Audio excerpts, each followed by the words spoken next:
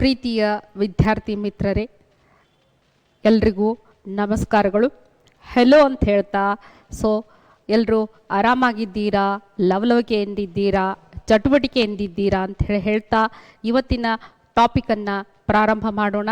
ಇವತ್ತಿನ topic life processes, ಜೀವನ ಕ್ರಿಯೆ.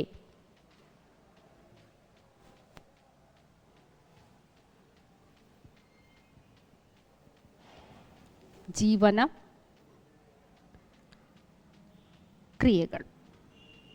ವಿದ್ಯಾರ್ಥಿಗಳೇ, ಜೀವನ ನಡೆಸಲಿಕ್ಕೆ ಸಾಕಷ್ಟು ಕ್ರಿಯೆಗಳು, ಮೂಲಭೂತವಾಗಿರ್ತಕ್ಕಂತಹ ಸಾಕಷ್ಟು ಕ್ರಿಯೆಗಳು ದೇಹದ ಒಳಗಡೆ ನಡೀತಾ ಇರ್ತಾವೆ. ಹೌದಾ? ಅವುಗಳನ್ನೇ ಜೀವನ ಕ್ರಿಯೆಗಳು ಅಂತಂದೇಳಿ ಹೇಳ್ತೀವಿ. ಟು ಮೇಂಟೈನ್ ದ ಲೈಫ್, ಜೀವನವನ್ನು ನಿರ್ವಹಣೆ ಮಾಡಲಿಕ್ಕೆ ಸಾಕಷ್ಟು ಮೂಲಭೂತವಾಗಿರ್ತಕ್ಕಂತಹ ಕ್ರಿಯೆಗಳನ್ನೇ ನಾವು ಏನಂತ ಕರಿತೀವಿ ಅಂತಂದು ಹೇಳಂದ್ರೆ ಜೀವನ ಕ್ರಿಯೆಗಳು ಅಂತಂದು ಹೇಳಿ ಕರಿತೀವಿ. ಹಾಗಾದರೆ ನಾನು ಇಲ್ಲಿ ಏನು ಮಾಡ್ತೀನಿ ಅಂತಂದು ಹೇಳಂದ್ರೆ, ನಿಮಗೆ ದೇಹದ ಒಳಗಡೆ ನಡೀತಕ್ಕಂತಹ ಕ್ರಿಯೆಗಳು, ನಮ್ಮ ದೇಹದ ಒಳಗಡೆ ಒಂದು ಸಿಸ್ಟಮ್ ಅದ, ಒಂದಲ್ಲ ಸಾವಿರಾರು ಸಿಸ್ಟಮ್ಗಳದಾವ. ಆ ಸಿಸ್ಟಮ್ಗಳನ್ನು ಒಂದು ಕಿರುಪರಿಚಯ ಮಾಡಿಕೊಡ್ತೀನಿ ನಿಮ್ಗೆ. ಯಾವ್ಯಾವ ಸಿಸ್ಟಮ್ಗಳದಾವ ದೇಹದ ಒಳಗಡೆ, ಅದರೊಳಗೆ ಏನೇನು ಅಂಗಗಳದಾವ ಅಂತಕ್ಕಂತಹ ಒಂದು ಕಿರುಪರಿಚಯವನ್ನು ಇಲ್ಲಿ ಮಾಡಿಕೊಡ್ತೀನಿ ನಿಮಗೆ. ದೇಹದ ಒಳಗಡೆ ಇರ್ತಕ್ಕಂತಹದ್ದು ಅಂಗ ಒಂದು ವ್ಯವಸ್ಥೆಯಲ್ಲಿ ಮೊದಲೇದು ಯಾವ್ದು ತಗೊಳ್ಳೋಣ ಅಂತಂತ ಹೇಳಂದ್ರೆ ಜೀರ್ಣಾಂಗ ವ್ಯವಸ್ಥೆ.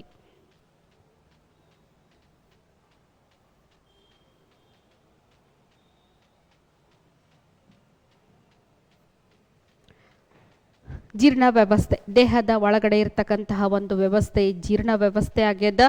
ಜೀರ್ಣ ವ್ಯವಸ್ಥೆ ಒಳಗಡೆ ಯಾವ್ಯಾವ ಅಂಗಗಳು ಬರ್ತಾವ ಅಂತಂದು ಹೇಳಂದ್ರೆ, ಬಾಯಿ ಬರ್ತದ, ಬಾಯಿ ಆದಮೇಲೆ ಗಂಟ್ಲು ಬರ್ತದ, ಗಂಟ್ಲಾದ್ಮೇಲೆ ಏನು ಬರ್ತದ, ಅನ್ನನಾಳ ಬರ್ತದ, ಇಸೋಫಿಗಸ್ ಬರ್ತದ, ತದನಂತರ ಸ್ಟಮಕ್ ಬರ್ತದ, ಆಮೇಲೆ ಏನು ಬರ್ತದ, ಲಿವರ್ ಬರ್ತದ, ಯಕೃತ್ ಬರ್ತದ, ಪ್ಯಾಂಕ್ರಿಯಾಸ್ ಬರ್ತದ, ಮೆದೋಜೀರಕ ಗ್ರಂಥಿ, ಲಾರ್ಜ್ ಇಂಟೆಸ್ಟೈನ್ ದೊಡ್ಡ ಕರಳು ಬರ್ತದ, ಸಣ್ಣ ಕರಳು ಬರ್ತದ, ರೆಕ್ಟಮ್, ಏನಸ್ ಗುದದ್ವಾರ, ಗುದನಾಳಗಳು ಬರ್ತಾವ. ಈ ರೀತಿಯಾಗಿ ಏನಾಗ್ಯದ ಅಂತಂದು ಹೇಳಂದ್ರೆ ಜೀರ್ಣಕ್ರಿಯೆ ಈ ಎಲ್ಲ ಅಂಗಗಳನ್ನು ಒಳಗೊಂಡಿರ್ತದ. ಬಾಯಿಯಿಂದ ಪ್ರಾರಂಭವಾಗ್ತದ, ಗುದದ್ವಾರಕ್ಕೆ ಕೊನೆಗೊಳ್ತದ digestive system.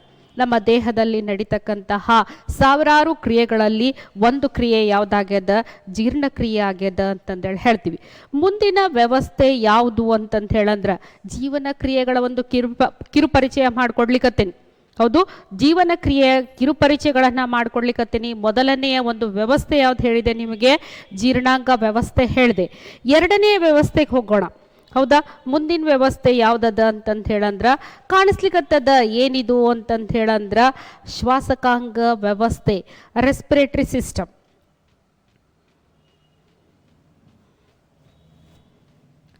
Respiratory system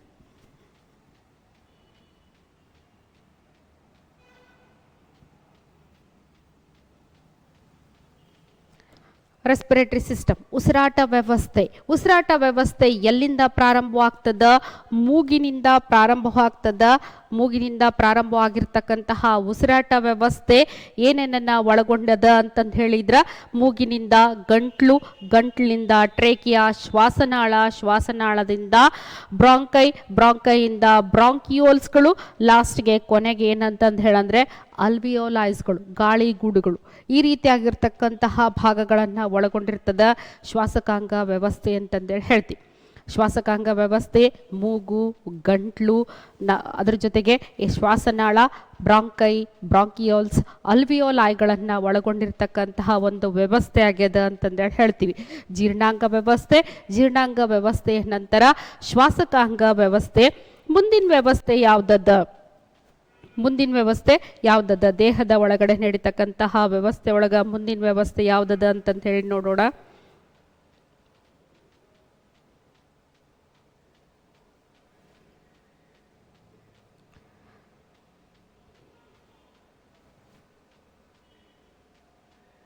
circulatory system, ಸಾಗಾಣಿಕಾ ವ್ಯವಸ್ಥೆ.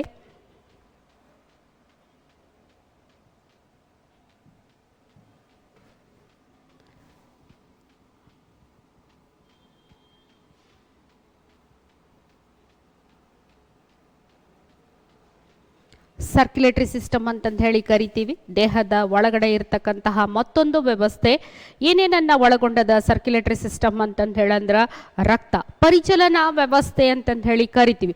ನಮ್ಮ ದೇಹದ ಒಳಗಡೆ ಒಂದು ಪರಿಚಲನಾ ವ್ಯವಸ್ಥೆ ಅದ. ಅದರೊಳಗೆ ಯಾವ್ಯಾವ ಅಂಗಗಳು ಬರ್ತಾವ ಅಂತಂದು ಹೇಳಂದ್ರೆ ರಕ್ತ ಬರ್ತದ, ಹೃದಯ ಬರ್ತದ, ಮೇನ್ ಆರ್ಗನ್ ಹಾರ್ಟ್, ಹೌದಾ, ಸೆಂಟ್ರಲ್ ಪಂಪಿಂಗ್ ಯೂನಿಟ್ ಅಂತಂದು ಹೇಳಿ ಕರಿತೀವಿ ಹೃದಯವನ್ನ. ಅದ್ರ ಜೊತೆಗೆ ದುಗ್ಧ ರಸಗಳು ಬರ್ತಾವ, ಲಿಂಫ್ಸ್ಗಳು ಬರ್ತಾವ ಅಂತಂದೇಳಿ ಹೇಳ್ತೀವಿ.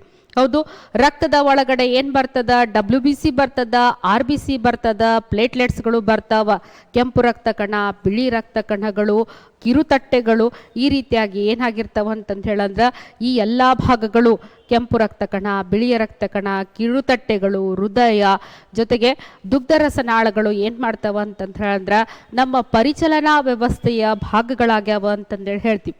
ಹೌದಾ, ನಮ್ಮ ದೇಹದ ಜೀವನ ಕ್ರಿಯೆ ನಡೆಸ್ತಕ್ಕಂತಹ ಭಾಗಗಳನ್ನ ಪರಿಚಯ ಮಾಡ್ಕೊಡ್ಲಿಕ್ಕೆ ನಿಮ್ಗೆ ಮೊದಲೇದು ಯಾವ್ದು ಪರಿಚಯ ಮಾಡಿಕೊಟ್ಟೆ, ಜೀರ್ಣಾಂಗ ವ್ಯವಸ್ಥೆ ಮಾಡಿಕೊಟ್ಟೆ. ಜೀರ್ಣಾಂಗ ವ್ಯವಸ್ಥೆ ಒಳಗೆ ಬಾಯಿ ಬಂತು, ಬಾಯಿ ಆದ್ಮೇಲೆ ಏನು ಬಂತು ಅಂತಂದು ಹೇಳಂದ್ರ ಗಂಟ್ಲು ಬಂತು, ಗಂಟ್ಲಾದ್ಮೇಲೆ ಅನ್ನನಾಳ ಬಂತು, ಅನ್ನನಾಳ ಆದ್ಮೇಲೆ ಏನು ಬಂತು ಅಂತಂದು ಹೇಳಂದ್ರೆ ಸ್ಟಮಕ್ ಜಠರ ಬಂತು. ತದನಂತರ ಏನು ಬಂತು ಅಂತಂದು ಹೇಳಂದ್ರೆ ಸಣ್ಣ ಕರಳು, ದೊಡ್ಡ ಕರಳು, ಲಾಸ್ಟಿಗೆ ಗುದದ್ವಾರ ಬಂತು. ಅದಾದ್ಮೇಲೆ ಉಸಿರಾಟ ವ್ಯವಸ್ಥೆ ಬಂತು. ಉಸಿರಾಟ ವ್ಯವಸ್ಥೆ ಒಳಗೆ ಏನಿತ್ತು ಅಂತಂದು ಹೇಳಂದ್ರೆ ಮೂಗು ಇತ್ತು, ಗಂಟ್ಲಿತ್ತು, ಶ್ವಾಸನಾಳ ಇತ್ತು, ಬ್ರಾಂಕೈ ಇತ್ತು, ಬ್ರಾಂಕಿಯೋಲ್ಸ್ಗಳಿತ್ತು, ಗಾಳಿ ಗೂಡುಗಳಿದ್ದು. ತದನಂತರ ಯಾವ್ದು ಬರ್ತದ, ಸಾಗಾಣಿಕಾ ವ್ಯವಸ್ಥೆ ಬರ್ತದ. ಸಾಗಾಣಿಕಾ ವ್ಯವಸ್ಥೆ ಒಳಗೆ ಯಾವ್ಯಾವ ಭಾಗಗಳು ಬರ್ತಾವ, ಹೃದಯ ಬರ್ತದ, ರಕ್ತ ಬರ್ತದ, ರಕ್ತದ ಒಳಗಡೆ ಕೆಂಪು ರಕ್ತ ಕಣ, ಬಿಳಿ ರಕ್ತ ಕಣ ಜೊತೆಗೆ ಕಿರುತಟ್ಟೆಗಳು ಬರ್ತಾವ. ನಂತರ ಏನು ಬರ್ತದ ಅಂದ್ರೆ ದುಗ್ಧರಸ ನಾಳಗಳು ಬರ್ತಾವ ಅಂತಂದು ಹೇಳ್ತೀವಿ. ಮುಂದಿನ ವ್ಯವಸ್ಥೆ ಯಾವುದು ಅಂತಂದು ಹೇಳಿ ನೋಡೋಣ. ಮುಂದಿನ ವ್ಯವಸ್ಥೆ ಯಾವುದು ಅಂತ ಹೇಳಿ ನೋಡಿದ್ರ ಯಾವುದಿದು ಅಂತ ಕೇಳಿದ್ರ ವಿಸರ್ಜನಾ ವ್ಯವಸ್ಥೆ, ಎಕ್ಸ್ಕ್ರೀಟರಿ ಸಿಸ್ಟಮ್.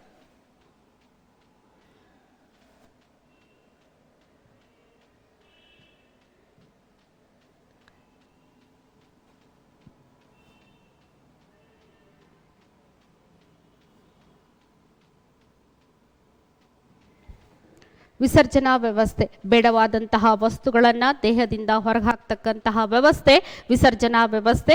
ಇದರಲ್ಲಿ ಏನೇನು ಬರ್ತಾವ ಅಂತಂದು ಕೇಳಿದ್ರ ಯುರಿತ್ರಾ ಬರ್ತದ, ಕಿಡ್ನಿ ಬರ್ತದ, ನೆಫ್ರಾನ್ಗಳು ಬರ್ತಾವ, ರೀನಲ್ ಆರ್ಟ್ರೀಸ್ಗಳು ಬರ್ತಾವ, ರೀನಲ್ ವೇನ್ಸ್ಗಳು ಬರ್ತಾವ. ಹೌದು, ಈ ರೀತಿಯಾಗಿ ವಿಸರ್ಜನಾ ವ್ಯವಸ್ಥೆ ಬೇರೆ ಬೇರೆ ಅಂಗಗಳನ್ನು ಒಳಗೊಂಡಿದೆ. ತ್ಯಾಜ್ಯ ವಸ್ತುಗಳನ್ನು ಹೊರಹಾಕಲಿಕ್ಕೆ ಸಹಾಯ ಮಾಡ್ತಕ್ಕಂತಹ ಒಂದು ವ್ಯವಸ್ಥೆ ಅದ ನಮ್ಮ ದೇಹದ ಒಳಗಡೆ. ಸೊ ಅದೇನೇನು ಒಳಗೊಂಡದ ಅಂತಂದು ಹೇಳಿದ್ರೆ ಯುರಿತ್ರಾ ಒಳಗೊಂಡದ, ಜೊತೆಗೆ ಕಿಡ್ನಿಗಳನ್ನು ಒಳಗೊಂಡದ, ನೆಫ್ರಾನ್ಸ್ಗಳನ್ನು ಒಳಗೊಂಡಿರ್ತದ, ರೀನಲ್ ಆರ್ಟ್ರಿಯನ್ನು ಒಳಗೊಂಡದ, ರೀನಲ್ ವೇನ್ಗಳನ್ನು ಒಳಗೊಂಡದ, ಅಯೋರ್ಟಾವನ್ನು ಒಳಗೊಂಡದ ಅಂತಂದು ಹೇಳ್ತೀವಿ. ಹೌದಾ, ತದನಂತರ ಮುಂದಿನ ವ್ಯವಸ್ಥೆಗೆ ಹೋಗೋಣ. ದೇಹದಲ್ಲಿ ಇರ್ತಕ್ಕಂತಹ ಮುಂದಿನ ವ್ಯವಸ್ಥೆ ಯಾವುದು ಅಂತ ಕೇಳಿದ್ರ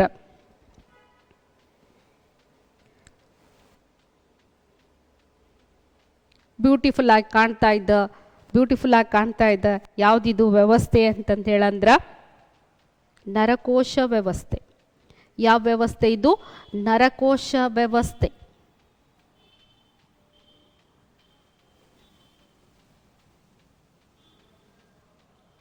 ನರಕೋಶ ವ್ಯವಸ್ಥೆ, nervous system. So nervous system ಏನು ಮಾಡ್ತದ ಅಂತಂದು ಹೇಳಂದ್ರೆ ದೇಹದ ಅತಿ ಮುಖ್ಯ ಭಾಗ ಮೆದುಳನ್ನು ಒಳಗೊಂಡಿರ್ತದ, ಅದರ ಜೊತೆಗೆ ಬೆನ್ನು ಹುರಿಯನ್ನು ಒಳಗೊಂಡಿರ್ತದ. ಮೆದುಳಿನ ಒಳಗಡೆ ಏನೇನಾಗಿರ್ತದ? ಮುಮ್ಮೆದುಳಿರ್ತದ, ಮಧ್ಯದ ಮೆದುಳಿರ್ತದ, ಹಿಮ್ಮೆದುಳಿರ್ತದ. ಸೊ ಈ ರೀತಿಯಾಗಿ, ಹೌದಾ, ಕಾಣಿಸ್ತಾ ಇದೆಯಾ ವಿದ್ಯಾರ್ಥಿಗಳೇ ನಿಮಗೆ? ಮುಮ್ಮೆದುಳು, ಮಧ್ಯದ ಮೆದುಳು, ಹಿಮ್ಮೆದುಳು ಅಂತಂತ ಹೇಳಿ ಕರಿತೀವಿ. ಹೌದಾ, ಈ ಎಲ್ಲ ಅಂಗಗಳನ್ನು, ಈ ಎಲ್ಲ ಭಾಗಗಳನ್ನು ಒಳಗೊಂಡಿರ್ತದ ಯಾವುದು? ನಮ್ಮ ನರಕೋಶ ವ್ಯವಸ್ಥೆ. ನಮ್ಮ ನರಕೋಶ ವ್ಯವಸ್ಥೆಯಲ್ಲಿರ್ತಕ್ಕಂತಹ ಎರಡು ಮುಖ್ಯ ಭಾಗಗಳು, ಒಂದು ಮೆದುಳು, ಮತ್ತೊಂದು ಬೆನ್ನುಹುರಿ ಅಂತಂದೇಳಿ ಹೇಳ್ತೀವಿ. ಒಂದು ಮೆದುಳು, ಮತ್ತೊಂದು ಬೆನ್ನುಹುರಿ. ಹೌದು, ಸೊ ಏನಾಗ್ತದ? ಮೆದುಳನ್ನು ನಾವು ಎಲ್ಲಿ ಮೂರು ಭಾಗಗಳಾಗಿ ವಿಂಗಡಿಸ್ತೀವಿ. ಒಂದು ಮುಮ್ಮೆದುಳು, ಮಧ್ಯದ ಮೆದುಳು, ಮತ್ತೊಂದು ಹಿಮ್ಮೆದುಳು ಅಂತಂದು ಹೇಳಿ ಕರಿತೀವಿ. ಹೌದಾ, ಅದ್ರ ಜೊತೆಗೆ ಏನಾಗಿರ್ದ ಮತ್ತೊಂದು ಮುಖ್ಯವಾಗಿರ್ತಕ್ಕಂತಹ ಭಾಗ ನರಕೋಶದಲ್ಲಿ ಯಾವುದು ಅಂದರೆ ಬೆನ್ನುಹುರಿ ಅಂತಂದು ಹೇಳಿ ಕರಿತೀವಿ. ಈ ರೀತಿಯಾಗಿ ನರಕೋಶ ವ್ಯವಸ್ಥೆ ಏನು ಮಾಡ್ತದ ಅಂತಂದು ಹೇಳಂದ್ರೆ ನಮಗೆ ಸಹಾಯವನ್ನು ಮಾಡ್ತದೆ. ಎದಕ್ಕೆ ಅಂತಂದು ಕೇಳಿದರೆ ಎಲ್ರಿಗೂ ಗೊತ್ತದ. ಎದಕ್ಕೆ ಸಹಾಯ ಮಾಡ್ತದ ನರಕೋಶ ವ್ಯವಸ್ಥೆ ನಮಗೆ ಅಂತಂದರೆ ಪ್ರತಿಕ್ರಿಯೆಗಳನ್ನು ಕೊಡಲಿಕ್ಕೆ. ಹೌದಾ, ರಿಸ್ಪಾನ್ಸಸ್ಗಳನ್ನು ಕೊಡಲಿಕ್ಕೆ ಏನು ಮಾಡ್ತದ, ಸಹಾಯವನ್ನು ಮಾಡ್ತಿರ್ತದ. ತುಂಬ ಬ್ಯೂಟಿಫುಲ್ ಆಗಿರ್ತಕ್ಕಂಥ ಕಾನ್ಸೆಪ್ಟು ನರಕೋಶ ವ್ಯವಸ್ಥೆ ಅಂತಂದೇಳಿ ಹೇಳ್ತೀವಿ. ಹೌದಾ, ಮುಂದೆ ದೇಹದಲ್ಲಿ ಕಂಡು ಬರ್ತಕ್ಕಂತಹ ಮುಂದಿನ ವ್ಯವಸ್ಥೆ ಯಾವುದು ಅಂತ ಕೇಳಿದ್ರ, ದೇಹದಲ್ಲಿ ಕಂಡು ಬರ್ತಕ್ಕಂತಹ ಮುಂದಿನ ವ್ಯವಸ್ಥೆ ಯಾವುದು ಅಂತ ಕೇಳಿದ್ರ, ಮುಂದಿನ ವ್ಯವಸ್ಥೆ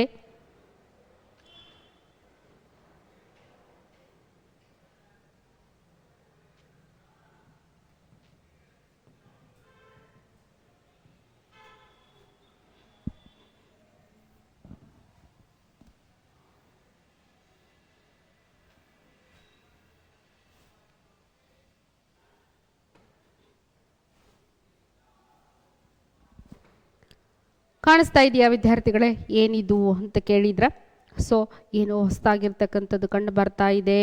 ಯಾವ ವ್ಯವಸ್ಥೆ ಇದು, ಯಾವ ವ್ಯವಸ್ಥೆ ಅಂತ ಕೇಳಿದ್ರೆ ಇದು ಅಂತಸ್ರಾವಕ ವ್ಯವಸ್ಥೆ, ಎಂಡೋಕ್ರೈನ್ ಸಿಸ್ಟಮ್ ಅಂತಂದು ಹೇಳಿ ಕರಿತೀವಿ.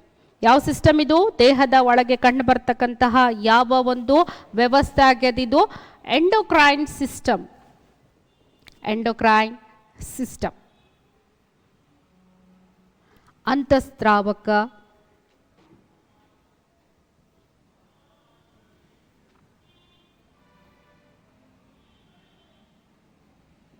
ವ್ಯವಸ್ಥೆ, ಅಂತಸ್ರಾವಕ ವ್ಯವಸ್ಥೆ.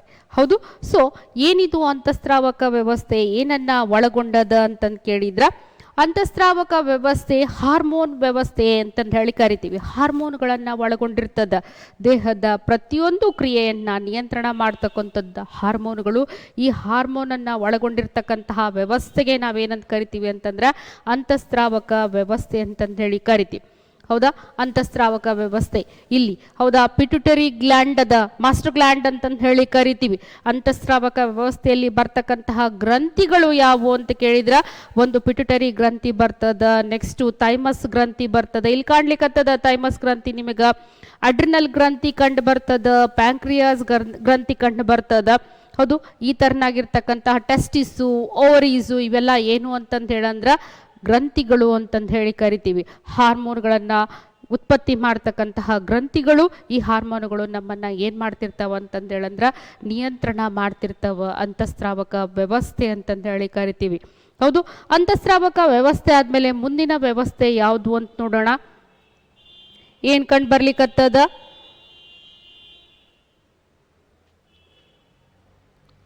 ಸ್ಕೆಲೆಟನ್ ಕಂಡು ಬರ್ಲಿಕ್ಕತ್ತದ. ಹೌದು, ಏನು ಕಂಡು ಬರ್ಲಿಕ್ಕತ್ತದ? ಸ್ಕೆಲೆಟನ್ ಅಂತ ಹೇಳಿ ಕರಿತೀವಿ. This is skeletal system.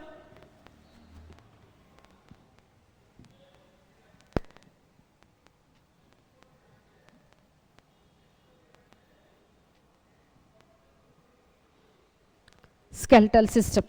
ಎಷ್ಟು ಬೋನ್ಸ್ಗಳಿದ್ದಾವ ದೇಹದ ಒಳಗಡೆ? ಹೌದು, ಮುಖದ ಭಾಗದಲ್ಲಿ ಸ್ಕಲ್, ತಲೆಬುರುಡೆಯಲ್ಲಿ ಎಷ್ಟು ಬೋನ್ಸ್ಗಳಿದ್ದಾವೆ? ಹೌದಾ, ಪಕ್ಕೆಲುಬಿನಲ್ಲಿ ಎಷ್ಟು ಬೋನ್ಸ್ಗಳಿದ್ದಾವೆ? ಲೆಗ್ಗಲ್ಲಿ ಎಷ್ಟು ಬೋನ್ಸ್ಗಳಿದ್ದಾವೆ? ಕಾಲಿನ ಒಂದು ಭಾಗದಲ್ಲಿ, ಕೈ ಭಾಗದಲ್ಲಿ ಎಷ್ಟು ಬೋನ್ಸ್ಗಳಿದ್ದಾವೆ? ಹೌದಾ, ಎಷ್ಟು ಜಾಯಿಂಟ್ಸ್ಗಳಿದ್ದಾವೆ? ಸಂಧಿಗಳು ಎಲ್ಲೆಲ್ಲಿ ಕಂಡು ಬರ್ತಾವೆ? ಸೊ ಇವುಗಳನ್ನೆಲ್ಲ ತೋರಿಸ್ಕೊಡ್ತಕ್ಕಂತಹ ವ್ಯವಸ್ಥೆಗೆ ನಾವೇನಂತ ಕರಿತೀವಿ ಅಂದರೆ ಸ್ಕೆಲೆಟಲ್ ಸಿಸ್ಟಮ್ ಅಂತ ನಾವು ಹೇಳ್ತೀವಿ. ಹೌದು, ಕೊನೆಯದಾಗಿರ್ತಕ್ಕಂತಹ ವ್ಯವಸ್ಥೆ ಯಾವುದು ಅಂತಂತ ಹೇಳಂದ್ರೆ, ಇನ್ನೊಂದು ವ್ಯವಸ್ಥೆ ಅದ. ಯಾವುದು ಅಂತಂತ ಹೇಳಂದ್ರೆ ರಿಪ್ರೊಡಕ್ಟಿವ್ ಸಿಸ್ಟಮ್ ಅಂತಂದು ಹೇಳಿ ಕರಿತೀವಿ. ಯಾವುದು? ಸಂತಾನೋತ್ಪತ್ತಿ ವ್ಯವಸ್ಥೆ ಅಂತಂದು ಹೇಳಿ ತನ್ನನ್ನೇ ಹೋಲ್ತಕ್ಕಂತಹ ಮರಿಜೀವಿಗಳಿಗೆ ಜನ್ಮ ಕೊಡ್ತಕ್ಕಂಥದ್ದು ರಿಪ್ರೊಡಕ್ಟಿವ್ ಅಂತಂದು ಹೇಳಿ, ರಿಪ್ರೊಡಕ್ಷನ್ ಅಂತಂದು ಹೇಳಿ ಕರಿತೀವಿ. ಆ ಒಂದು ರಿಪ್ರೊಡಕ್ಟಿವ್ ವ್ಯವಸ್ಥೆಯಲ್ಲಿ ಏನೇನು ಇರ್ತದ ಅಂತಂದು ಹೇಳಂದ್ರೆ male and female organs, sex ಆರ್ಗನ್ಸ್ಗಳನ್ನು ಕುರಿತು ಅಧ್ಯಯನ ಮಾಡ್ತೀವಿ ಅದರಲ್ಲಿ ಅಂತಂದೇಳಿ ಹೇಳ್ತೀವಿ. ಸೊ ಇವತ್ತಿಗೆ ಏನು ಅಂತಂದು ಹೇಳಂದ್ರೆ ನಿಮಗೆ ಸ್ವಲ್ಪ ಅತ್ಯಂತ ಚಿಕ್ಕ ಪ್ರಮಾಣದಲ್ಲಿ ದೇಹದಲ್ಲಿರ್ತಕ್ಕಂತಹ ವ್ಯವಸ್ಥೆಗಳು, ಅದು ಒಳಗೊಂಡಿರ್ತಕ್ಕಂತಹ ಭಾಗಗಳನ್ನು ನಾನು ಪರಿಚಯ ಮಾಡಿಕೊಟ್ಟೆ ಅಂತ ಅಂದ್ಕೊಂಡಿದ್ದೀನಿ. ಸೊ ದೇಹದಲ್ಲಿ ನಡೀತಕ್ಕಂತಹ ಮೂಲ ಕ್ರಿಯೆ ಒಳಗಡೆ ಒಂದು ಕ್ರಿಯೆ ಯಾವುದು ಅಂತಂದು ಹೇಳಂದ್ರೆ ಜೀರ್ಣಾಂಗ ಕ್ರಿಯೆ. ಹೌದು, ನಿಮ್ಮೆಲ್ರಿಗೂ ಇವತ್ತು ಜೀರ್ಣಾಂಗ ಕ್ರಿಯೆ ಯಾವ ರೀತಿಯಾಗಿ ನಡೀತದ ಅಂತಕ್ಕಂಥದ್ದನ್ನು ತೋರಿಸ್ಕೊಡ್ತೀನಿ. ಯಾವುದೀಗ ಅಂತಂದು ಹೇಳಂದ್ರೆ ಜೀರ್ಣಾಂಗ ವ್ಯವಸ್ಥೆ.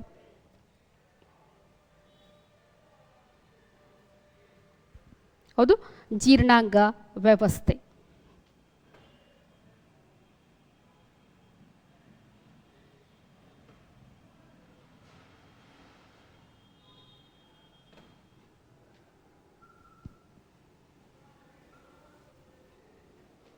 ವಿದ್ಯಾರ್ಥಿಗಳೇ, ಆವಾಗ ಹೇಳ್ತಾ ಇದ್ದೆ, ನಾನು ಕ್ಲಾಸ್ ಸ್ಟಾರ್ಟ್ ಆದಾಗ ಹೇಳ್ತಾ ಇದ್ದೆ ಏನು ಅಂತಂದು ಹೇಳಂದ್ರೆ ಜೀರ್ಣಾಂಗ ವ್ಯವಸ್ಥೆ ಎಲ್ಲಿಂದ ಶುರುವಾಗ್ತದ ಅಂತಂದು ಹೇಳಂದ್ರೆ ಬಾಯಿಯಿಂದ ಪ್ರಾರಂಭವಾಗ್ತದ, ಗುದದ್ವಾರಕ್ಕೆ ಕೊನೆಗೊಳ್ತದ ಅಂತಂದು ಹೇಳ್ತಿದ್ದೆ. ಬಾಯಿಯಿಂದ ಪ್ರಾರಂಭ ಆಗ್ತಕ್ಕಂಥದ್ದು it starts with mouth ends with anus ಅಂತಂದೇಳಿ ಹೇಳ್ತೀವಿ. ವಿದ್ಯಾರ್ಥಿಗಳೇ, ಜೀರ್ಣಕ್ರಿಯೆಯ ಪ್ರಮುಖ ಘಟಕ ಯಾವುದು ಅಂತ ಕೇಳಿದರೆ ಯಾವುದಂತ ಹೇಳ್ತೀರಾ? ಜೀರ್ಣಕ್ರಿಯೆಯ ಪ್ರಮುಖ ಘಟಕ ಆಹಾರ ಅಂತಂದು ಹೇಳಿ ಕರಿತೀವಿ. ಜೀರ್ಣಕ್ರಿಯೆಯ ಪ್ರಮುಖ ಘಟಕ ಆಹಾರ. ಹೌದು, ಆಹಾರದಲ್ಲಿರ್ತಕ್ಕಂತಹ ಪ್ರಮುಖ ಘಟಕಗಳು ಯಾವುವು ಅಂತ ಕೇಳಿದ್ರೆ ಕಾರ್ಬೋಹೈಡ್ರೇಟ್. ನಾವು ತಿಂತಕ್ಕಂಥ ಆಹಾರದಲ್ಲಿ ಏನೇನು ಘಟಕಗಳಿದಾವ? ಕಾರ್ಬೋಹೈಡ್ರೇಟ್ ಅದ, ಪ್ರೋಟೀನ್ ಅದ, ವಿಟಮಿನ್ಸ್ಗಳದ, ಮಿನರಲ್ಸ್ಗಳವ. ಹೌದು, ಇವೆಲ್ಲ ಕೊಬ್ಬದ, ಫ್ಯಾಟ್ ಅದ. ಹೌದು, ಇವೆಲ್ಲವೂ ಏನು ಅಂತಂದು ಹೇಳಂದ್ರೆ ಆಹಾರದಲ್ಲಿರ್ತಕ್ಕಂತಹ ಪ್ರಮುಖ ಘಟಕಗಳು. ಈ ಆಹಾರನೇ ಜೀರ್ಣಾಂಗ ವ್ಯವಸ್ಥೆಯ ಪ್ರಮುಖ ಘಟಕ ಅಂತಂದು ಹೇಳ್ತೀವಿ. ಹೌದು, ಜೀರ್ಣಕ್ರಿಯೆಯನ್ನು ಪ್ರಾರಂಭ ಮಾಡೋಣ. ಎಸ್, ಜೀರ್ಣಾಂಗ ವ್ಯವಸ್ಥೆ ಜೀರ್ಣಕ್ರಿಯೆಯನ್ನು ಪ್ರಾರಂಭ ಮಾಡಿಬಿಡೋಣ. ಹೌದು, ಎಲ್ಲಿಂದ ಶುರುವಾಗ್ತದ ಜೀರ್ಣಕ್ರಿಯೆ ಅಂತಂದು ಹೇಳಂದ್ರೆ ಮೌತ್ನಿಂದ ಶುರುವಾಗ್ತದ. ಮತ್ತೊಮ್ಮೆ ನಿಮಗೆ ಇಂಟ್ರೊಡ್ಯೂಸ್ ಮಾಡಿಕೊಡ್ತೀನಿ ಜೀರ್ಣಾಂಗ ವ್ಯವಸ್ಥೆಯಲ್ಲಿರ್ತಕ್ಕಂತಹ ಅಂಗಗಳನ್ನು ಯಾವ್ಯಾವು ಅಂತಂದೇಳಿ.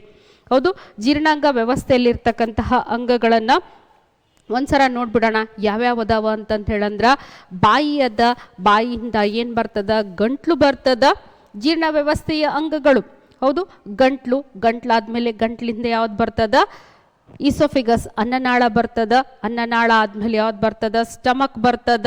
ಸ್ಟಮಕ್ ಆದ್ಮೇಲೆ ಯಾವ್ದು ಬರ್ತದ ಅಂತಂದು ಹೇಳಂದ್ರೆ ಲಾರ್ಜ್ ಇಂಟೆಸ್ಟೈನ್ ಬರ್ತದ. ಸ್ಮಾಲ್ ಇಂಟೆಸ್ಟೈನ್ ಬರ್ತದ. ಸ್ಮಾಲ್ ಇಂಟೆಸ್ಟೈನ್ ಆದ್ಮೇಲೆ ಯಾವ್ದು ಬರ್ತದ? ಲಾರ್ಜ್ ಇಂಟೆಸ್ಟೈನ್ ಬರ್ತದ. ರೆಕ್ಟಮ್, ಇದು ರೆಕ್ಟಮ್ ಅಂತಕ್ಕಂಥದ್ದು ಲಾರ್ಜ್ ಇಂಟೆಸ್ಟೈನ್ ಒಂದು ಭಾಗ ರೀ, ನಾನು ಹೇಳ್ತೀನಿ ಆಮೇಲೆ ನಿಮಗೆ. ಕೊನೆಯದಾಗಿ ಯಾವ್ದು ಬರ್ತದ ಅಂತಂದು ಹೇಳಂದ್ರೆ ಏನಸ್, ಗುದದ್ವಾರ ಅಂತಂದು ಹೇಳಿ ನಾವು ಕರಿತೀವಿ. ಹೌದಾ, ಇಲ್ಲಿ ನಾವು ನಿಮಗೆ ಒಂದೆರಡು ಪಾರ್ಟ್ಗಳನ್ನು ಹೇಳಲಿಲ್ಲ. ಏನು ಹೇಳಲಿಲ್ಲ? ಎರಡು ಪಾರ್ಟ್ಗಳನ್ನು ಹೇಳಿಲ್ಲ. ಒಂದು ಎರಡು ಮೂರು ಭಾಗಗಳನ್ನು ತೋರಿಸ್ಲಿಲ್ಲ. ಯಾವುದು ಅಂತಂದು ಹೇಳಂದ್ರೆ ಲಿವರ್. ಹೌದು, ಈಗ ತೋರಿಸ್ತೀನಿ ಲಿವರ್. ನಾವು ಏನು ಮಾಡ್ತೀವಿ ಅಂತಂದು ಹೇಳಂದ್ರೆ ಜೀರ್ಣಕ್ರಿಯೆಯ ಭಾಗಗಳನ್ನು ಹೇಳಬೇಕಾದ್ರೆ ಒಂದು ಸೈಡು ಭಾಗಗಳನ್ನು ತೆಗೆದುಕೊಳ್ತೀವಿ. ಭಾಗಗಳು ಯಾವುದು? ಜೀರ್ಣಾಂಗ ಭಾಗಗಳು ಅಂತಂದು ಹೇಳಿ ಕರಿತೀವಿ. ಜೀರ್ಣಾಂಗ ಭಾಗಗಳು. ಮತ್ತೊಂದು ಸೈಡು ಜೀರ್ಣಾಂಗದ ಗ್ರಂಥಿಗಳು, ಡೈಜೆಸ್ಟಿವ್ ಗ್ಲ್ಯಾಂಡ್ಸ್ ಅಂತಂತ ಹೇಳಿ ತಗೋತೀವಿ. ಜೀರ್ಣ ಗ್ರಂಥಿಗಳು.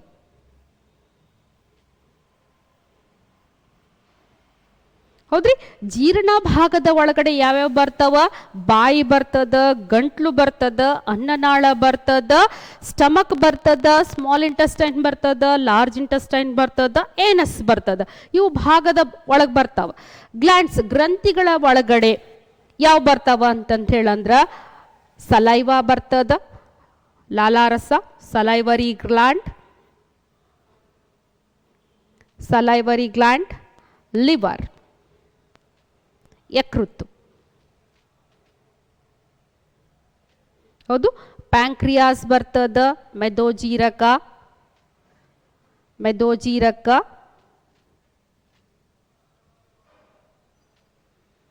ಇವುಗಳನ್ನು ಏನು ಕರಿತೀವಿ ಅಂತಂದು ಹೇಳಂದ್ರೆ ಜೀರ್ಣಕಾರಿ ಗ್ರಂಥಿಗಳು ಅಂತಂದು ಹೇಳಿ ಕರಿತೀವಿ. ಜೀರ್ಣಾಂಗ ವ್ಯವಸ್ಥೆ ನೀಟಾಗಿ ಎಕ್ಸ್ಪ್ಲನೇಷನ್ ಕೊಡಬೇಕು ಅಂತಂದು ಹೇಳಂದ್ರೆ ಏನು ಮಾಡ್ಕೊಂಡ್ಬಿಡೋಣ? ಎರಡು ಭಾಗ ಮಾಡಿಬಿಡೋಣ. ಒಂದು ಸೈಡ್ ಭಾಗಗಳನ್ನು, ಜೀರ್ಣದ ಭಾಗಗಳನ್ನು ತಗೊಳ್ಳೋಣ, ಮತ್ತೊಂದು ಸೈಡು ಗ್ರಂಥಿಗಳನ್ನು ತಗೊಳ್ಳೋಣ. ಭಾಗದ ಒಳಗಡೆ ಯಾವ್ಯಾವ ಬರ್ತಾವ? ಬಾಯಿ ಬರ್ತದ, ಬಾಯಿ ಬರ್ತದ, ಗಂಟ್ಲು ಬರ್ತದ, ಮೌತ್. ಹೌದು, ಫಾರಿಂಕ್ಸ್, ಈಸೋಫಿಗಸ್, ಅನ್ನನಾಳ ಬರ್ತದ, ಜಠರ ಬರ್ತದ, ಸಣ್ಣ ಕರಳು ಬರ್ತದ, ದೊಡ್ಡ ಕರಳು ಬರ್ತದ. ಅರ್ಥ ಆಗ್ಯದ ಅಂತಂದು ಹೇಳಿ ಅನ್ಕೊಂಡಿನಿ. ಎಲ್ಲೂ ಮಿಸ್ಟೇಕ್ ಆಗುವುದಿಲ್ಲ. ಇನ್ನು ಜೀರ್ಣಾಂಗದ ಭಾಗಗಳು ಯಾವುವು ಅಂತ ಹೇಳಿ ಅಂದರೆ ಥಟ್ ಅಂತ ಹೇಳಿಬಿಡ್ತೀರಾ ಭಾಗಗಳು. ಜೊತೆಗೆ ಜೀರ್ಣಕಾರಿ ಗ್ರಂಥಗಳು ಸಹ ತಲೆಯಲ್ಲಿ ಉಳ್ಕೊಂಡ್ಬಿಟ್ಟಾವ. ಒಂದು ಸಲೈವರಿ ಗ್ಲ್ಯಾಂಡ್, ಮತ್ತೊಂದು ಲಿವರ್, ಮತ್ತೊಂದು ಪ್ಯಾಂಕ್ರಿಯಾಸ್. ಹೌದು, ಮುಂದಕ್ಕೆ ಹೋಗೋಣ.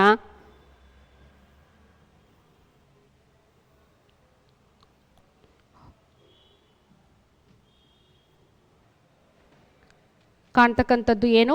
ಬಾಯಿ. ಜೀರ್ಣಕ್ರಿಯೆ ಎಲ್ಲಿಂದ ಪ್ರಾರಂಭ ಆಗ್ತದ? ಬಾಯಿಯಿಂದ ಪ್ರಾರಂಭ ಆಗ್ತದ. ಬಾಯಿ ಒಳಗಡೆ ಏನೇನು ಒಳಗೊಂಡದ? ನಾಲಿಗೆಯದ, ಹಲ್ಲದ.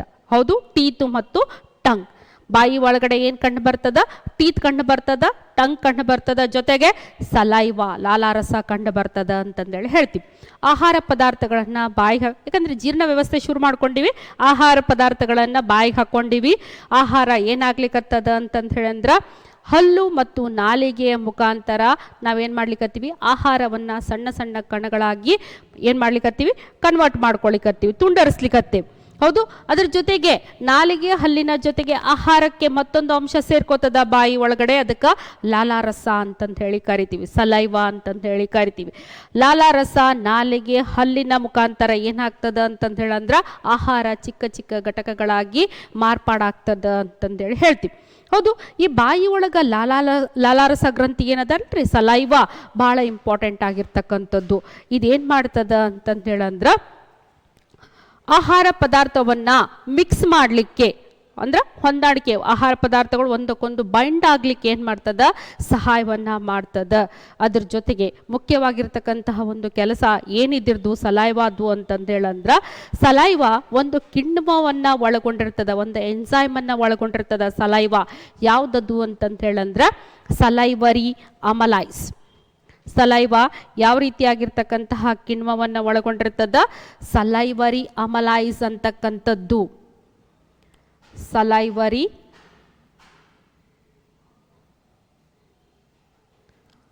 ಅಮಲೈಸ್ ಅಂತಕ್ಕಂತಹ ಕಿಣ್ವವನ್ನು ಒಳಗೊಂಡಿರ್ತದ.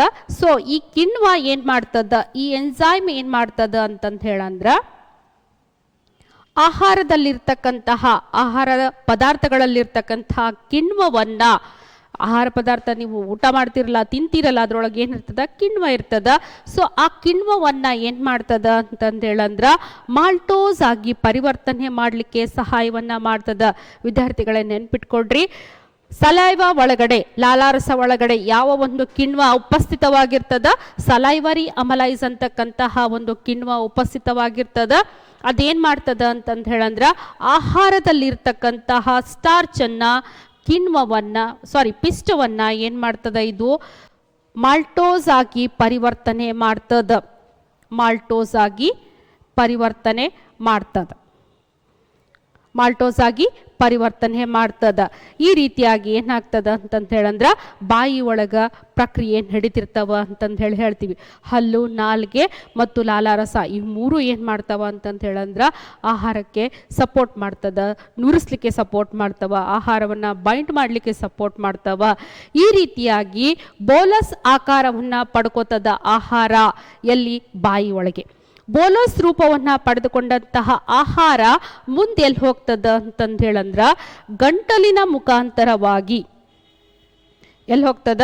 ಗಂಟಲಿನ ಮುಖಾಂತರವಾಗಿ. ಗಂಟಲಿನ ಮುಖಾಂತರವಾಗಿ ಅನ್ನನಾಳವನ್ನ ಪ್ರವೇಶ ಮಾಡ್ತದ.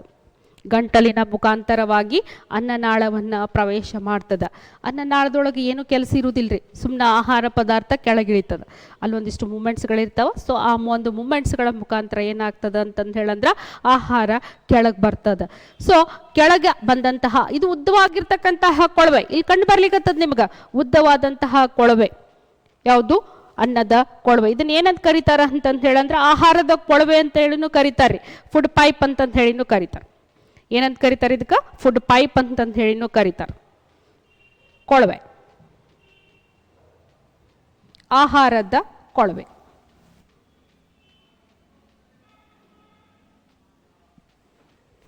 ದೆನ್ ಆಹಾರ ಕೊಳವೆ ಮುಖಾಂತರ ಏನಾಗ್ತದ? ಮುಂದೆ ಆಹಾರ ಅನ್ನನಾಳದ ಮುಖಾಂತರ ಆಹಾರದ ಕೊಳವೆ ಮುಖಾಂತರ ಎಲ್ಲಿ ಹೋಗ್ತದ ಅಂತಂದು ಹೇಳಂದ್ರ ಸ್ಟಮಕ್ಕಿಗೆ ಬರ್ತದ. ಎಲ್ಲಿಗೆ ಬಂತೀಗ? ಸ್ಟಮಕ್ಕಿಗೆ ಬಂತು.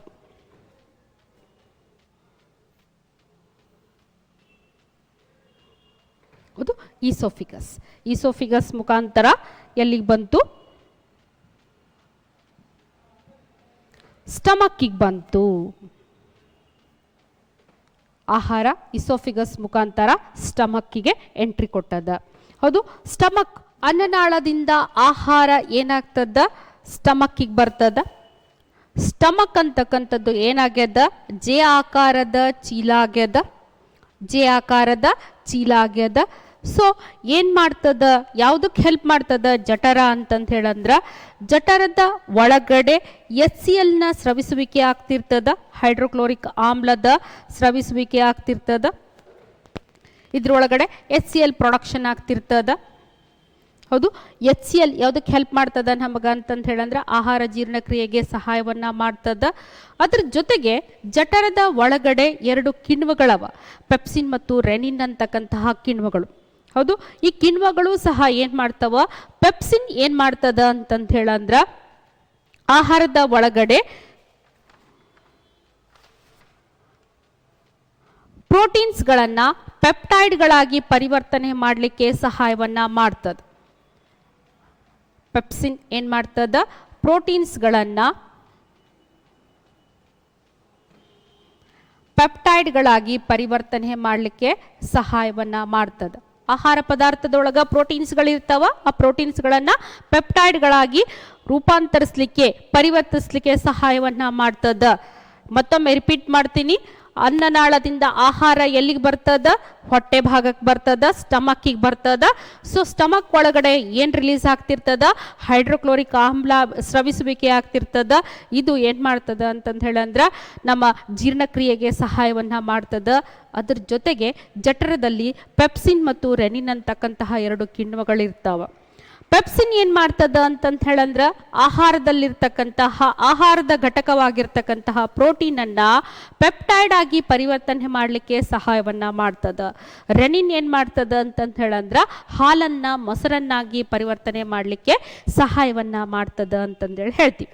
ಹೌದಾ, ಅನ್ನನಾಳದಿಂದ ಎಲ್ಲಿ ಬಂತೀಗ ಆಹಾರ, ಜಠರಕ್ಕೆ ಬಂತು, ಸ್ಟಮಕ್ಕಿಗೆ ಬಂತು. ಸ್ಟಮಕ್ನಿಂದ ಮುಂದೆ ಎಲ್ಲಿ ಹೋಗ್ತದ ಆಹಾರ ಅಂತಂತ ಹೇಳಂದ್ರ ಸ್ಮಾಲ್ ಇಂಟೆಸ್ಟೈನ್. ಎಲ್ಲಿಗೆ ಬಂತು, ಸ್ಮಾಲ್ ಇಂಟೆಸ್ಟೈನ್. ಹೌದು, ಸ್ಟಮಕ್ನಿಂದ ಸ್ಮಾಲ್ ಇಂಟೆಸ್ಟೈನ್. ಸಣ್ಣ ಕರಳಿಗೆ ಆಹಾರ ಬಂದದ. ಸಣ್ಣ ಕರಳನ್ನ ನಾವೇನ್ ಮಾಡ್ತೀವಿ ಅಂತಂತ ಹೇಳಂದ್ರ 3 ಭಾಗವಾಗಿ ವಿಂಗಡಿಸ್ಕೋತೀವಿ. ಸಣ್ಣ ಕರಳನ್ನ ನಾವೇನ್ ಮಾಡ್ತೀವಿ, 3 ಭಾಗವಾಗಿ ವಿಂಗಡಿಸ್ತೀವಿ. ಮೊದಲ ಭಾಗ ಡಿಯೋಡಿನಂ ಭಾಗ, 2ನೇದ್ದು ಜೆಜನಂ ಭಾಗ, 3ನೇದ್ದು ಈಲಿಯಂ ಭಾಗ. ಸಣ್ಣ ಕರಳನ್ನ ಏನ್ ಮಾಡ್ತೀವಿ ಅಂತಂತ ಹೇಳಂದ್ರ 3 ಭಾಗಗಳಲ್ಲಿ ವಿಂಗಡಿಸ್ಕೋತೀವಿ. ಮೊದಲೇದ್ದು ಯಾವುದು ಅಂತಂತ ಹೇಳಂದ್ರ ಡಿಯೋಡಿನಂ, ಜೆಜನಂ ಮತ್ತು ಈಲಿಯಂ ಅಂತಂತ ಹೇಳಿ ಕರಿತೀವಿ. ಹೌದು, ಸ್ಟಮಕ್ಕಿಂದ ಏನಾಗ್ಯದ ಆಹಾರ ಸಣ್ಣ ಕರಳಿಗೆ ಬಂದದ. ಸಣ್ಣ ಕರಳಿನಲ್ಲಿ ಏನಾಗ್ತದ ಅಂತಂತ ಹೇಳಂದ್ರ ಪೂರ್ಣ ಜೀರ್ಣಕ್ರಿಯೆ ಪ್ರಕ್ರಿಯೆ ನಡೀತದ. ಪೂರ್ತಿಯಾಗಿ ಆಹಾರದ ಘಟಕಗಳು ಏನಾಗ್ತಾವ ಅಂತಂತ ಹೇಳಂದ್ರ ಜೀರ್ಣ ಆಗ್ತಾವ.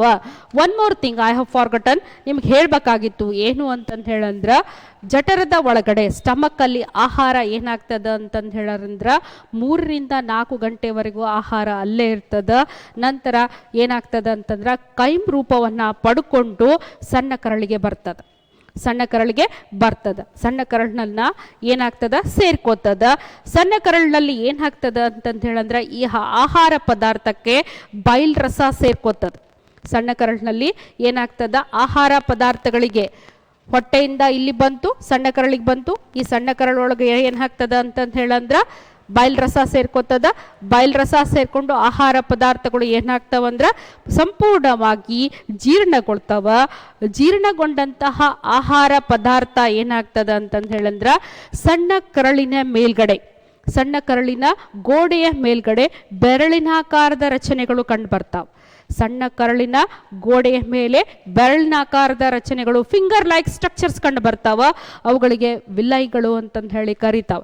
ಸೊ ಈ ವಿಲ್ಲೈಗಳು ಏನ್ ಮಾಡ್ತಾವ ಅಂತಂದು ಹೇಳಂದ್ರ ಆಹಾರವನ್ನ ಏನ್ ಮಾಡಲಿಕ್ಕೆ, ಅಬ್ಸಾರ್ಬ್ ಮಾಡಲಿಕ್ಕೆ, ಜೀರ್ಣಗೊಂಡಂತಹ ಆಹಾರದಲ್ಲಿರ್ತಕ್ಕಂತಹ ಪೋಷಕಾಂಶಗಳನ್ನ ಏನ್ ಮಾಡಲಿಕ್ಕೆ, ಅಬ್ಸಾರ್ಬ್ ಮಾಡಲಿಕ್ಕೆ ಸಹಾಯವನ್ನ ಮಾಡ್ತಾವ ಅಂತಂದೇಳಿ ಹೇಳ್ತೀವಿ.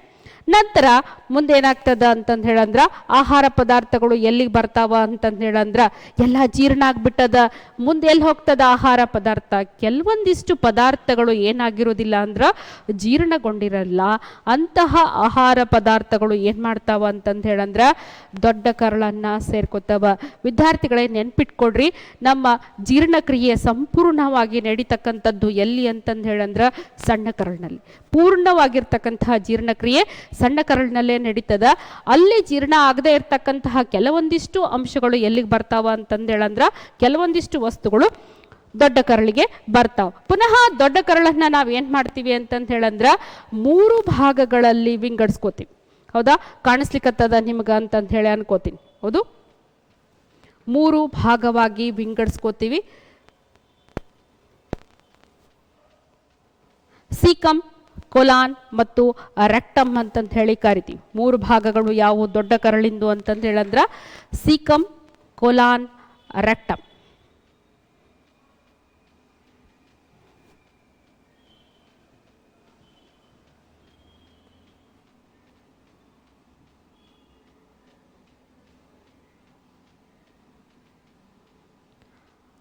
ರೆಕ್ಟಮ್. ಸೊ ಈ 3 ಭಾಗಗಳನ್ನ ಏನಾಗ್ತದ ದೊಡ್ಡ ಕರಳಿನ ಭಾಗಗಳು ಅಂತಂದು ಹೇಳಿ ಕರಿತೀವಿ. ಕೆಲವೊಂದಿಷ್ಟು ಪದಾರ್ಥಗಳು, ಜೀರ್ಣ ಆಗದೆ ಇರತಕ್ಕಂತಹ ಪದಾರ್ಥಗಳು ಸಣ್ಣ ಕರಳಿನಿಂದ ದೊಡ್ಡ ಕರಳಿಗೆ ಬರ್ತಾವ. ದೊಡ್ಡ ಕರಳಿನಲ್ಲಿ ಯಾವ ಪ್ರಕ್ರಿಯೆ ನಡೀತದ ಅಂತಂದು ಹೇಳಂದ್ರ ನೀರಿನ ಹೀರುವಿಕೆ ನಡೀತದ. ಜೊತೆಗೆ ಕೆಲವೊಂದಿಷ್ಟು ಖನಿಜ ಪದಾರ್ಥಗಳ ಹೀರುವಿಕೆ, ಎಬ್ಸಾರ್ಪ್ಷನ್, ವಾಟರ್ ಎಬ್ಸಾರ್ಪ್ಷನ್ ಆಗ್ತದ, ಕೆಲವೊಂದಿಷ್ಟು ಮಿನರಲ್ಸ್ ಎಬ್ಸಾರ್ಪ್ಷನ್ ಆಗ್ತಿರ್ತದ. ಉಳಿದಂತಹ ತ್ಯಾಜ್ಯ ಏನ್ ಮಾಡ್ತದ ಅಂತಂತ ಹೇಳಂದ್ರ ರೆಕ್ಟಮ್ ಭಾಗವನ್ನ ಸೇರ್ಕೋತದ. ಉಳಿದ ತ್ಯಾಜ್ಯ ಭಾಗ ಏನಾಗ್ತದ ರೆಕ್ಟಮ್ ಭಾಗವನ್ನ ಸೇರ್ಕೋತದ. ರೆಕ್ಟಮ್ನಿಂದ ಏನಸ್ ಮುಖಾಂತರ ಹೊರ ಹೋಗ್ತದ.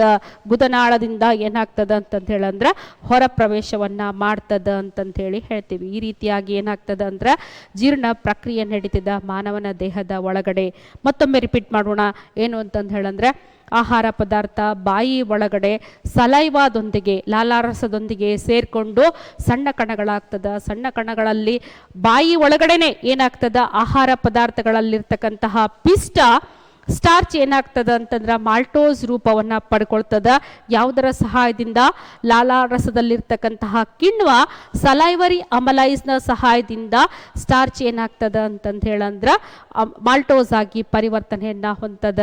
ಮುಂದ ಗಂಟಲಿನ ಮುಖಾಂತರ ಅನ್ನನಾಳವನ್ನ ಪ್ರವೇಶಿಸ್ತಕ್ಕಂಥ ಆಹಾರ ಪದಾರ್ಥ ಬೋಲೋಸ್ ರೂಪವನ್ನ ಪಡ್ಕೊಂಡಿರ್ತದ. ಅಲ್ಲಿಂದ ಸ್ಟಮಕ್ಕಿಗೆ ಬರ್ತದ. ಸ್ಟಮಕ್ ಒಳಗಡೆ ಏನಾಗ್ತದ ಅಂತಂದ್ರೆ 3 ರಿಂದ 4 ಗಂಟೆವರೆಗೂ ಅಲ್ಲೇ ಇರ್ತದ ಆಹಾರ ಪದಾರ್ಥಗಳು. ಅಲ್ಲಿ HCl ನ ಪ್ರೊಡಕ್ಷನ್ ಆಗ್ತದ, ಹೈಡ್ರೋಕ್ಲೋರಿಕ್ ಆಮ್ಲ ಉತ್ಪತ್ತಿ ಆಗ್ತಿರ್ತದ. ಅದು ಸಹ ಜೀರ್ಣಕ್ರಿಯೆಗೆ ಸಹಾಯವನ್ನ ಮಾಡ್ತದ. ಅದ್ರ ಜೊತೆಗೆ ಪೆಪ್ಸಿನ್, ರೆನಿನ್ ಅಂತಕ್ಕಂತಹ ಕಿಣ್ವಗಳು ಸಹ ಉತ್ಪತ್ತಿ ಆಗ್ತವ. ಪೆಪ್ಸಿನ್ ಏನ್ ಮಾಡ್ತದ ಅಂತಂತ ಹೇಳಂದ್ರ ಆಹಾರ ಪದಾರ್ಥಗಳಲ್ಲಿರ್ತಕ್ಕಂತಹ ಪ್ರೋಟೀನ್ ಅನ್ನ ಪೆಪ್ಟೈಡ್ ಆಗಿ ಪರಿವರ್ತನೆ ಮಾಡಲಿಕ್ಕೆ ಸಹಾಯವನ್ನ ಮಾಡ್ತದ. ನಂತರ ರೆನಿನ್ ಏನ್ ಮಾಡ್ತದ ಅಂತಂತ ಹೇಳಂದ್ರ ಹಾಲನ್ನ ಮೊಸರನ್ನಾಗಿ ಪರಿವರ್ತನೆ ಮಾಡಲಿಕ್ಕೆ ಸಹಾಯವನ್ನ ಮಾಡ್ತದ. ಸ್ಟಮಕ್ ಅಲ್ಲಿ ಬೋಲಸ್ ರೂಪವನ್ನ ಪಡೆದುಕೊಂಡಂತಹ ಆಹಾರ ಸಣ್ಣ ಕರಳನ್ನ ಪ್ರವೇಶ ಮಾಡ್ತದ. ಸಣ್ಣ ಕರಳನ್ನ ಪ್ರವೇಶ ಮಾಡಿದಾಗ ಅಲ್ಲೇನಾಗ್ತದ ಅಂತಂತ ಹೇಳಂದ್ರೆ ಸಂಪೂರ್ಣವಾಗಿ ಜೀರ್ಣಕ್ರಿಯೆ ನಡೀತದ. ಸಂಪೂರ್ಣವಾಗಿ ಜೀರ್ಣಕ್ರಿಯೆ ಆದ್ಮೇಲೆ ಕೆಲವೊಂದಿಷ್ಟು ವಸ್ತುಗಳು, ಜೀರ್ಣ ಆಗದೆ ಇರತಕ್ಕಂತಹ ವಸ್ತುಗಳು ದೊಡ್ಡ ಕರಳನ್ನ ಪ್ರವೇಶ ಮಾಡ್ತವ. ಜೀರ್ಣಗೊಂಡಂತಹ ಆಹಾರ ಪದಾರ್ಥಗಳಿರ್ತಕ್ಕಂತಹ ಪೋಷಕಾಂಶಗಳು ಸಣ್ಣ ಕರಳಿನ ಗೋಡೆಯ ಮೇಲ್ಗಡೆ ಬೆರಳಿನ ಆಕಾರದ ರಚನೆಗಳು ಕಂಡು ಬರ್ತಾವ. ಅವಕ್ಕ ವಿಲ್ಲೈ ಅಂತ ಹೇಳಿ ಕರಿತೀವಿ. ಆ ವಿಲ್ಲೈಗಳು ಅದನ್ನ ಏನ್ ಮಾಡ್ತಾವಂದ್ರ ಹೀರ್ಕೊಳ್ತಾವ, ಆ ಪೋಷಕಾಂಶಗಳನ್ನ ಹೀರ್ಕೊಳ್ತಾವ. ತ್ಯಾಜ್ಯ ಅಂದ್ರೆ ಜೀರ್ಣ ಆಗದೆ ಇರತಕ್ಕಂತಹ ಕೆಲವೊಂದಿಷ್ಟು ವಸ್ತುಗಳು ದೊಡ್ಡ ಕರಳನ್ನ ಸೇರ್ಕೋತಾವ. ದೊಡ್ಡ ಕರಳಿನಲ್ಲಿ ಯಾವ ಪ್ರಕ್ರಿಯೆ ನಡೀತಿರ್ತದ? ನೀರಿನ ಹೀರುವಿಕೆ, ಖನಿಜದ ಹೀರುವಿಕೆ ನಡೀತಿರ್ತದ. ಉಳಿದಂತಹ ವಸ್ತು ತ್ಯಾಜ್ಯ ರೂಪವನ್ನ ಪಡ್ಕೊಂಡು ರೆಕ್ಟಮ್, ಗುದದ್ವಾರವನ್ನ ಪ್ರವೇಶ ಮಾಡ್ತದ. ಗುದನಾಳದ ಮುಖಾಂತರ ಹೊರಗೆ ಹೋಗ್ತದ ಅಂತಂದೇಳಿ ಹೇಳ್ತೀವಿ. ಈ ರೀತಿಯಾಗಿ ಜೀರ್ಣ ಪ್ರಕ್ರಿಯೆ ನಡೀತಿರ್ತದ ನಮ್ಮ ದೇಹದ ಒಳಗಡೆ ಅಂತೇಳಿ ಹೇಳ್ತೀವಿ. ಜೀರ್ಣದ ಭಾಗಗಳಾದವರಿ ವಿದ್ಯಾರ್ಥಿಗಳ. ಈಗ ಮುಂದೇನು ಅಂತಂದು ಹೇಳಂದ್ರ ಜೀರ್ಣಕಾರಿ ಗ್ರಂಥಿಗಳು ಅದಾವಲ್ರಿ, ಜೀರ್ಣಾಂಗದ ಗ್ರಂಥಿಗಳು ಅಂತಂದು ಹೇಳಿದ್ದೆ. ಭಾಗಗಳನ್ನ ತೋರಿಸ್ಕೊಟ್ಟೆ ನಿಮ್ಗ. ಈಗ ಜೀರ್ಣದ ಗ್ರಂಥಿಗಳು ಯಾವುವು ಅಂತಂದು ಹೇಳಿದ್ದೆ ನಿಮಗೆ. ಒಂದು ಸಲೈವರಿ ಗ್ಲ್ಯಾಂಡ್, ಲಾಲಾರಸ ಗ್ರಂಥಿ, ಮತ್ತೊಂದು ಲಿವರ್, ಯಕೃತ್, ಮತ್ತೊಂದು ಪ್ಯಾಂಕ್ರಿಯಾಸ್, ಮೆದೋಜೀರಕ ಗ್ರಂಥಿ ಅಂತಂದೇಳಿ ಹೇಳಿದ್ದೆ. ಲಾಲಾರಸ ಗ್ರಂಥಿ ಅಂತ ಹೇಳಿ ಬಂದಾಗ ಇಲ್ಲಿ ಕಾಣಿಸ್ಲಿಕ್ಕತ್ತದ ನಿಮಗ ಸಲೈವರಿ ಗ್ಲ್ಯಾಂಡ್. ಹೌದು, ಬಾಯಿ ಒಳಗ ಲಾಲಾರಸ ಗ್ರಂಥಿ ಎಲ್ಲೆಲ್ಲಿ ಕಂಡು ಬರ್ತಾವ ಅಂತಂದೇಳಂದ್ರ 3 ರೀತಿಯಾಗಿರ್ತಕ್ಕಂತಹ ಲಾಲಾರಸ ಗ್ರಂಥಿಗಳು ಕಂಡು ಬರ್ತಾವ ಬಾಯಿ ಒಳಗಡೆ. ಒಂದು ಪ್ಯಾರಟಿಡ್ ಗ್ಲ್ಯಾಂಡ್ ಅಂತಂದು ಹೇಳಿ ಕರಿತೀವಿ. ಇವು ಲಾಲಾರಸ ಗ್ರಂಥಿಗಳು ವಿದ್ಯಾರ್ಥಿಗಳೇ. ಬಾಯಿಯಲ್ಲಿ ಕಂಡುಬರ್ತಕ್ಕಂತಹ ಲಾಲಾರಸ ಗ್ರಂಥಿಗಳು ಒಂದು ಪ್ಯಾರಟಿಡ್ ಗ್ಲ್ಯಾಂಡ್. ಎಲ್ಲಿ ಕಂಡು ಬರ್ತದ? ನಮ್ಮ ಕೆನ್ನೆಯ ಭಾಗದಲ್ಲಿ. ಹೌದಾ? ಕೆಲವೊಂದಿಷ್ಟು ಪದಾರ್ಥಗಳನ್ನು ತಿಂದಾಗ ಕೆನ್ನೆಯ ಭಾಗದಲ್ಲಿ ಲಾಲಾರಸ ಉತ್ಪತ್ತಿ ಆಗ್ತಿರ್ತದ. ಯಾಕಂತಂದು ಹೇಳಂದ್ರೆ ಅಲ್ಲಿ ಪ್ಯಾರಟಿಡ್ ಗ್ಲ್ಯಾಂಡ್ ಅದ. ಹೌದು. ನಂತರ ಮತ್ತೊಂದು ಎಲ್ಲದ ಅಂತಂದು ಹೇಳಂದ್ರ ಸಬ್ಲಿಂಗ್ವಲ್ ಗ್ಲ್ಯಾಂಡ್ ಅಂತಂದು ಹೇಳಿ ಕರಿತೀವಿ. ಸಬ್ಲಿಂಗ್ವಲ್ ಗ್ಲ್ಯಾಂಡ್ ಎಲ್ಲಿ ಕಂಡು ಬರ್ತದ? ನಾಲಿಗೆಯ ಕೆಳಭಾಗದಲ್ಲಿ ಕಂಡು ಬರ್ತಕ್ಕಂತಹ ಲಾಲಾರಸ ಗ್ರಂಥಿ. ನಾಲಿಗೆಯ ಕೆಳಭಾಗದಲ್ಲಿ ಕಂಡು ಬರ್ತಕ್ಕಂತಹ ಲಾಲಾರಸ ಗ್ರಂಥಿ. ಮತ್ತೊಂದು ಯಾವುದು ಕಂಡು ಬರ್ತದ? ಸಬ್ ಮ್ಯಾಕ್ಸಿಲರಿ, ಕೆಳಧವಡೆಯಲ್ಲಿ ಕಂಡು ಬರ್ತಕ್ಕಂತಹ ಲಾಲಾರಸ ಗ್ರಂಥಿ. ಇನ್ನೊಮ್ಮೆ ರಿಪೀಟ್ ಮಾಡ್ತೀನಿ ವಿದ್ಯಾರ್ಥಿಗಳೇ. ಏನು ಅಂತಂದು ಹೇಳಂದ್ರ ಲಾಲಾರಸ ಗ್ರಂಥಿ ಬಾಯಿಯಲ್ಲಿ ಕಂಡು ಬರ್ತದ. 3 ರೀತಿಯಾಗಿರ್ತಕ್ಕಂತಹ ಲಾಲಾರಸ ಗ್ರಂಥಿಗಳನ್ನು ನಾವು ನೋಡ್ತೀವಿ ಬಾಯಿ ಒಳಗಡೆ. ಒಂದು ಪ್ಯಾರಟಿಡ್ ಸಲೈವರಿ ಗ್ಲ್ಯಾಂಡ್. ಎಲ್ಲಿ ಕಂಡು ಬರ್ತದ ಇದು ಪ್ಯಾರಟಿಡ್ ಅಂತಂದು ಹೇಳಂದ್ರ ಕೆನ್ನೆಯ ಭಾಗದಲ್ಲಿ ಕಂಡು ಬರ್ತದ. ಮತ್ತೊಂದು ಸಬ್ ಮ್ಯಾಕ್ಸಿಲರಿ, ಕೆಳಧವಡೆಯಲ್ಲಿ ಕಂಡು ಬರ್ತಕ್ಕಂತಹ ಲಾಲಾರಸ ಗ್ರಂಥಿ. ಮತ್ತೊಂದು ಸಬ್ಲಿಂಗ್ವಲ್, ನಾಲಿಗೆಯ ಕೆಳಭಾಗದಲ್ಲಿ ಕಂಡು ಬರ್ತಕ್ಕಂತಹ ಲಾಲಾರಸ ಗ್ರಂಥಿ ಅಂತಂದೇಳಿ ಹೇಳ್ತೀವಿ. ಹೌದಾ ವಿದ್ಯಾರ್ಥಿಗಳೇ? ನಾನು ಜೀರ್ಣಕಾರಿ ಗ್ರಂಥಿಗಳನ್ನು ನಿಮಗೆ ಪರಿಚಯ ಮಾಡ್ಕೊಳ್ಳಿಕತ್ತೀನಿ. ಜೀರ್ಣಕಾರಿ ಗ್ರಂಥಿಗಳು ಒಂದು ಸಲೈವ ಆಯಿತು. ಮುಂದಿಂದ ಯಾವುದು ಅಂತಂದು ಹೇಳಂದ್ರೆ ಲಿವರ್ ಭಾಗ.